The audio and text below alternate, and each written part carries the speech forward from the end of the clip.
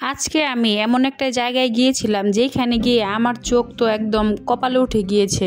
তো hello everyone, আসসালামু আলাইকুম। যে যেখান থেকে আমার ভিডিওটি দেখছেন আশা করি আপনারা অনেক ভালো আছেন। তো আলহামদুলিল্লাহ আমিও কিন্তু আল্লাহর রহমতে বেশ ভালোই আছি।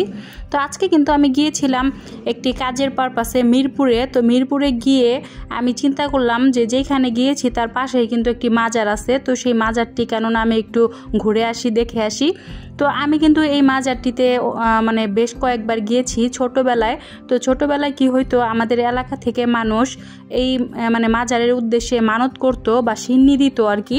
তো এগুলা কিন্তু আমি মনে করি কুসংস্কার, তবে কে কি মনে করে সেটা আমি জানি না।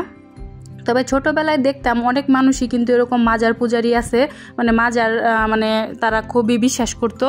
আর মাজারে এসে যে কোনো মানত করলে তারা ভাবতো যে সেগুলো পূর্ণ হবে। তো সেই জন্য কিন্তু সেই আস্থা বিশ্বাস থেকেই এই মাজারের মধ্যে মানুষ আসে। তো আমি ছোটোবেলায় অনেকবার আসছি আর দেখছি এখানের বিভিন্ন রীতি রেওয়াজ। তো আজকে অনেক বছর পরে এই মাজারে ঢুকে কিন্তু সেই ছোটোবেলার ফিলিংসটা পেয়ে গেলাম।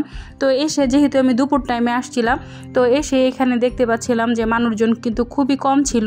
আর এই দেখতে পাচ্ছেন মাজারের ভিতরে কিন্তু অনেক পাগল টাইপের মানুষজন ছিল। আর এইখানে এই যে একটা জায়গা, এইটা কিন্তু দেখে আমি পুরাই অবাক হয়ে গিয়েছিলাম। তো দেখেন এখানে কিন্তু অনেক অনেক মোমবাতি ধরানো আছে। আর এখানে দেখেন লেখা আছে যে গাছের গোড়ায় যাতে মোমবাতি মানে জ্বালানো না হয় আর ধূপ ঢালা না হয়, এখানে মানুষ এই গাছটাকে পূজা করে যা বুঝলাম। তো এইটা কিন্তু আমি কখনোই সাপোর্ট করি না। গাছকে পূজা করা এইসব কিন্তু আসলে শিরক আমাদের মানে ধর্মীয় মতামত অনুযায়ী। তো এখানে দেখেন অনেক মানুষজন ছিল। এখানে যে এত বড় একটা ড্যাগ, এই ড্যাগের ভিতরে কিন্তু হাজার হাজার টাকা মানুষ দিয়েছে, এই যে দেখতে পাচ্ছেন।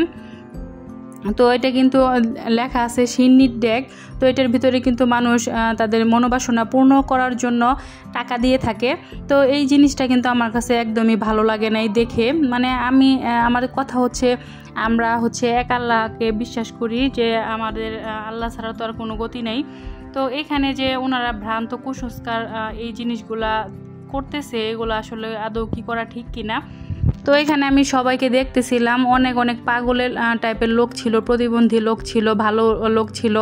তো এখানে কিন্তু মানে ধনী গরিব ধর্ম বর্ণ সব কিছু নির্বিশেষে সকল মানুষ এখানে আসতেছিল।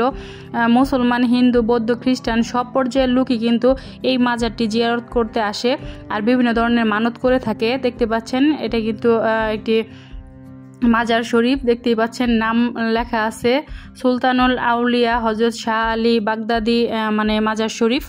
তো এটা কিন্তু মিরপুরে অবস্থিত। আপনারা যারা যারা মিরপুরে আসবেন তারা কিন্তু অবশ্যই এখানে আসলে দেখতে পারবেন। মিরপুর 1 নম্বরে এইটা অবস্থিত। তো আমি এখানে ঢুকে দেখতেছিলাম ভিতরে অনেক মানুষজন কিন্তু গাছের ছায়ায় রেস্ট করতেছিল। তো এই গাছগুলো কিন্তু অনেক পুরানো। আর এই পুকুর ঘাটটার কথা কিন্তু আমার অনেক মনে আছে। আমি সেই ছোটোবেলায় এই পুকুর ঘাটটিতে আসছিলাম, তখন কিন্তু এরকম গ্রিল দেওয়া ছিল না, এখন বর্তমানে যেরকম গ্রিল দেওয়া আছে। তো রাতের বেলা নাকি এই পুকুরের ভেতরে মানে ঢোকা নিষেধ। আর এইখানে দেখেন সবচেয়ে শান্তির জায়গায় মানুষ ঘুমিয়ে আছে। তাদেরকে দেখে মনে হচ্ছিল তারাই বুঝি এই পৃথিবীতে সবচেয়ে শান্তিতে। তো আজকের ভিডিওটি কেমন লাগলো অবশ্যই জানাবেন। আল্লাহ হাফেজ।